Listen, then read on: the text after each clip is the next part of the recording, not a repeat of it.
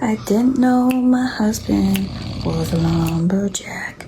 Whenever he's fast asleep and lying on his back, he starts sawing logs loudly with pride until I punch him in the arm and roll him on his side. Oh yes, he snores, can't take no more, keeping me up all night with his loud congested roar. But I must stick beside him, my dinosaur. Sure do love him.